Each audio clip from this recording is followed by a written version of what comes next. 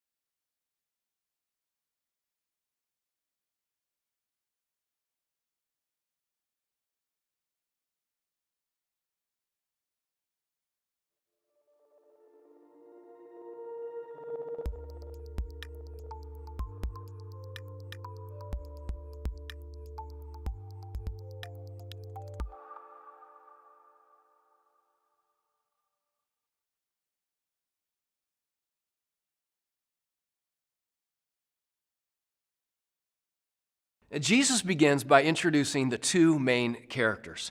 In Luke chapter 16, verses 19 through 21, let me read just a little bit of this to you. It says, "There was a rich man who was dressed in purple and fine linen and lived in luxury every day. And at his gate was a beggar named Lazarus, covered with sores and longing to eat what fell from the rich man's table. Even the dogs came and licked his sores." So Jesus starts by telling us about this incredibly wealthy guy. He has this huge, amazing estate. He wears the very best clothes. He eats the very best food. He travels to the very best places. It says literally that he lived in luxury every day. Now, I'm not sure how your mind works, but when I read a story like this, I automatically just kind of begin to formulate a picture of this person in my mind. And the person that I see is somebody that I met about 2 years ago.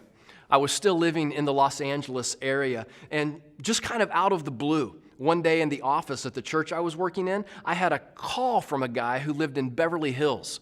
And I'll never forget this. I drove up to his house in Beverly Hills. There was a parking attendant that led me through the gate, and then he took my keys and he parked my car. I remember thinking, this guy has a valet at his own house. And then I was led to this massive front door.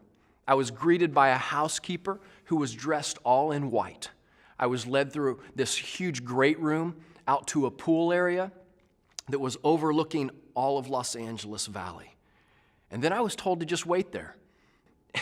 I waited out by this guy's pool just by myself for like 30 minutes. And then after like a half an hour, when this guy actually shows up, he's wearing this huge white robe like you would wear when you stay at a nice hotel or something like that. It was a hilarious experience. And I tell you that because when I think about this rich guy in this parable, that's kind of the guy I think about. The Bible says that he just lived in luxury every day. Then Jesus continues the story by talking about a guy who is just outside the gate of this wealthy guy. This guy was incredibly poor. He lived each and every day just hoping that some of the hired help would bring him some leftovers from the wealthy man's table. He was so poor that he couldn't even afford to go see a doctor. And his body was just kind of decaying away. It was so bad that it says even the dogs from around the city would come and lick his sores. Now, let's go back to the context of this story. At this point, when Jesus is telling the story, I don't think Jesus' listeners had any idea where he's going with this parable, with this story. They must have been thinking, okay, Jesus, why in the world are you talking about this? Who cares about this? And then Jesus surprises them with the punchline of this parable. Luke chapter 16, verse 22. The time came when the beggar died, and the angels carried him to Abraham's side. That's like heaven. And the rich man also died, and he was buried. So are you ready for this? Here's the punchline. It's that both of these guys, who are as different as they can be, they both died on the same day. Now, this is getting interesting. Let me just read the next few verses. I know you've already been over these, but let me just read again for you verses 22 through 26. It says, in Hades, where he was in torment, he looked up and saw Abraham far away with Lazarus, that's the guy who was poor, by his side. So he called out to him, Father Abraham, have pity on me and send Lazarus to dip the tip of his finger in the water to cool my tongue, because I am in agony in this fire. But Abraham replied, Son, remember that in your lifetime you received good things, while Lazarus received bad things. But now he is comforted, and here you are in agony. And besides all of this, between us and you, a great chasm has been set in place, so that those who want to go from here to you cannot, nor can anyone cross over from there to us. So, are you ready for this? Just to kind of recap, two men who are as different as they can possibly be die on the same day. One is very wealthy, and the other is very poor. He's a beggar. His name is Lazarus. And Jesus talks about how Lazarus, the poor man, goes to heaven. And then we don't hear a lot more about him. And then Jesus talks about the rich man who finds himself in hell, separated from God for eternity. Now, I want to pause here and make sure that we understand, before we move further at all, that being rich is not sinful. Being rich is not what separated this man from God for eternity. Now, let me say it again. The problem with this rich man was not that he was rich. His problem is that he was not rich towards God. He was not generous to people around him who were in need. Again, it's not wrong to be rich. It is wrong, however, to not be generous towards God and to the people who are in need around us. You see, here's the thing. When God gives us more than we need, it's usually not our needs that He has in mind. Let me say that again. When God gives us more than we need, it's usually not our needs that He has in mind. So, this rich man dies, and he finds himself separated from God in hell. And there are three things that we can learn about hell from this section of Scripture today. The first thing is this: it's a place of inescapable torture. The rich man says in verse 24, "I am in agony in this fire." Jesus himself described hell in Mark chapter 9 as a fire that is not quenched.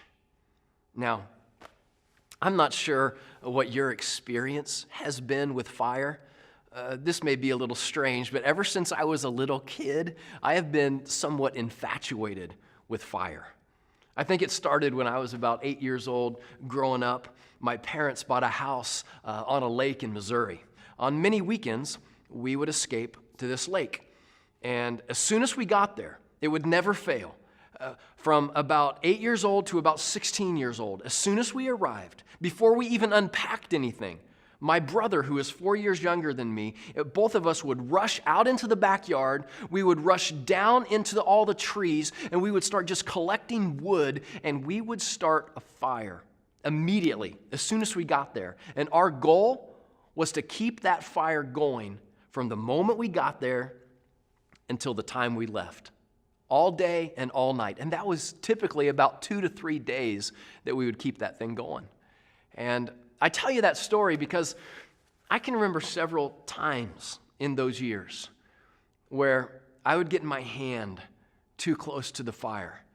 And it was incredibly painful. I can remember still one time specifically that in an effort to kind of move some of the logs around, I just, not without even thinking about it, just kind of reached down and grabbed one of those logs, and I didn't realize that it was just caked with hot coals on the other side, and I burned my hand big time. And the good news is, I was just able to let go of the log. I was able to escape the feeling of the fire. And again, I say all that because, wow, I just can't imagine being near a fire that you cannot escape. Jesus says, hey, listen, if you find yourself separated from God for eternity, it's going to be bad. It's going to feel like you are in the middle of a fire that you cannot escape. It's going to be full of agony. Here's the second thing that Jesus teaches us in this parable about eternity, and that is that it's a place of memory. It's a place of memory. Abraham says to the rich man in verse 25, "Son, remember that in your lifetime you received good things, while Lazarus received bad things. But now he is comforted here, and you are in agony." Abraham says, remember that in your lifetime. Remember how you treated people while on this earth? Remember how you spent your wealth while you were on this earth? Remember how you spent your time while you were on this earth? Friends, listen, there is no doubt that the fire is going to be agonizing. But can you even imagine the agony of a person remembering for eternity their life on earth that has caused them to be separated from God? What an awful, constant memory. And we're going to get to this in just a little bit in our study today, but friends, listen. This is why we as Christians, we want to do whatever we possibly can to keep people from going to this place. Agreed? I mean, for a person or for one of our friends or for a coworker or a classmate or a neighbor to spend eternity separated from God in hell, when this does not have to be their destiny, This is an awful thing to think about. And then finally, here's the third and possibly most important point Jesus makes about eternity in this parable. And that is that it's irreversible. In Luke chapter 16, verse 26, Abraham said, "And besides all this, between us and you, a great chasm has been set in place, so that those who want to go from here to you cannot, nor can anyone cross over from there to us." Friends, there are no reversals.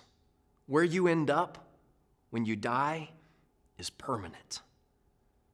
So, wow, right? I mean, those are some pretty huge, eternity-altering lessons from this parable today. And here's what I want you to do for just the next few moments before we move on. Here's what I want you to do in your group. Take a few minutes and talk about this parable.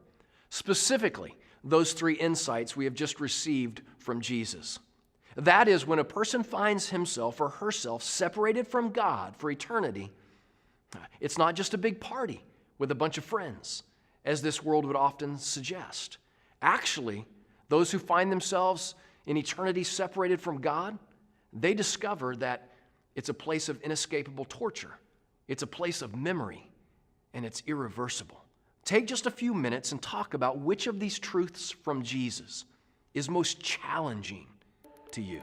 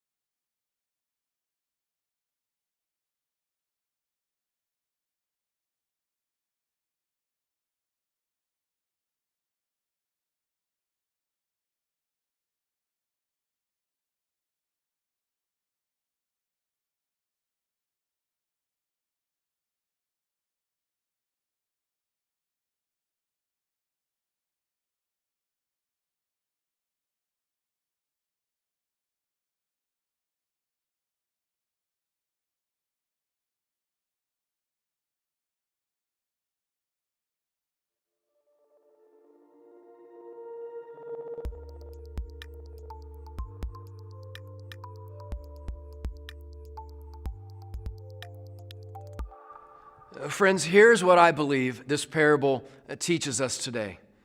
It assures us that heaven is real and hell is real, and real people really do go to those places.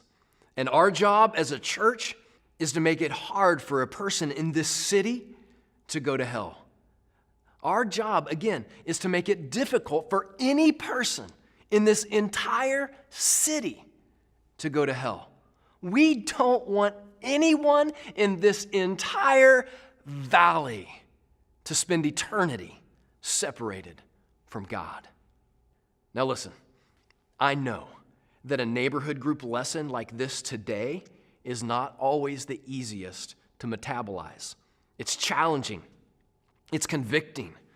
It reminds us, frankly, that we still have work to do in our neighborhoods. We still have work to do in our schools. We still have work to do in our workplaces and even in our own families.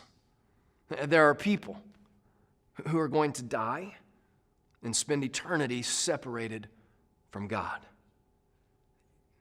And the thing that could change their entire eternity is a personal relationship with Jesus Christ. Friends, listen. The Bible is clear that when a person accepts Jesus Christ into their life, it changes their eternal zip code. In Romans chapter 10, verse 13, it says, "Everyone who calls on the name of the Lord will be saved." Everyone who calls on the name of the Lord. Not some people, not if you live in this country or that country, not if you were raised in this kind of family or that kind of family, not if you make a lot of money or a little money. It says that everyone who calls on the name of the Lord will be saved. And here's the thing. Here's what's so amazing. You and I can be a part of changing the location of a person's eternity by introducing them to Jesus. So, here's a final question for your group to discuss. Since heaven is real and hell is real, and real people really do go to those places, who is one person, one friend, one family member, one neighbor that you know you need to invite to CCV and introduce to Jesus? Friends, may God bless you as you answer this question, and may God give you wisdom and boldness as you reach out to these people for the sake of Jesus Christ.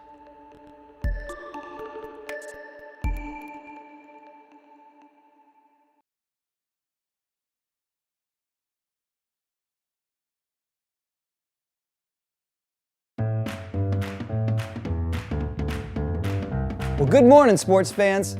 Weather's warming up, and you know what that means. It's time to get off the sidelines and get in the game. There's no better way to do that than through neighborhood sports.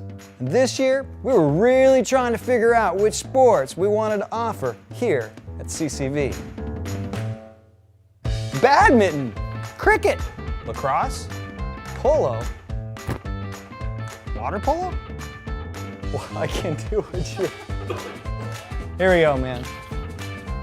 We get this. All right, here we go. Miniature golf, regular size golf, ice dancing. Not doing that one. All right, triathlon. Now I get triathlon. Swimming, biking, and running. Biathlon? Skiing and shooting? I don't get it. See, no. Wait. That didn't end well. So thankfully none of these made the cut. Some of these didn't make the cut. Not all of these made the cut. My eyebrows all right? To find out the sports that are being offered in your campus, go to the campus webpage. I encourage you to sign up today. In fact, get the whole group involved.